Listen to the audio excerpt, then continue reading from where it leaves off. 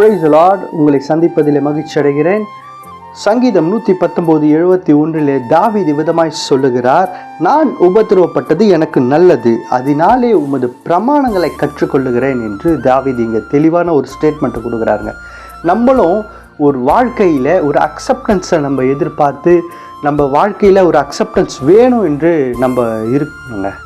ஏன்னா அந்த அக்செப்டன்ஸ் இருக்கும் பொழுது தான் அந்த உபத்திரவத்தை அந்த கஷ்டத்தை நம்ம தாங்கும் பொழுது தான் கர்த்தர் அந்த மத்தியிலும் ஒரு அற்புதத்தை நம்ம வாழ்விலே செய்ய வல்லவராக இருக்கிறார்.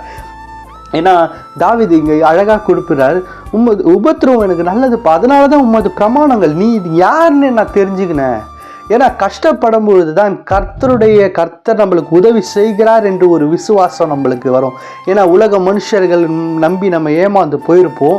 ஆனால் கர்த்தர் உங்களை உயர்த்துவார் பாருங்க. அப்போ தான் கர்த்தருடைய மகிமையை நம்ம பெற்றுக்கொள்ள முடியும்.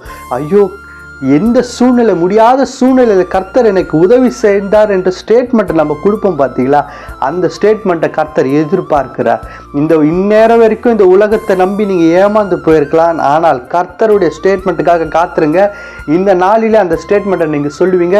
அப்பேற்பட்ட அற்புதத்தையும் அடையாளத்தையும் கர்த்தர் உங்கள் வாழ்வில் இன்று செய்யும் பொழுது நீங்கள் சொல்லுவீங்க, நான் உபத்திரவப்பட்டது நல்லதுப்பா, அதனால் நீங்கள் யார் நான் தெரிஞ்சுக்கிட்டேன், உங்களுடைய பிரமாணங்களை நான் கற்றுக்கொண்டேன் என்று இந்த நாள் நீங்கள் அதை நீங்கள் ஸ்டேட்மெண்ட்டாக சொல்லும் பொழுது அப்பேற்பட்ட ஆசீர்வாதத்தை நீங்கள் இன்னைக்கு பெற்றுக்கொள்ள போகிறீர்கள். கர்த்தர் தாமே உங்களையும் உங்கள் குடும்பங்களையும் ஆசீர்வதிப்பாராக. ஆமேன், ஆமேன்.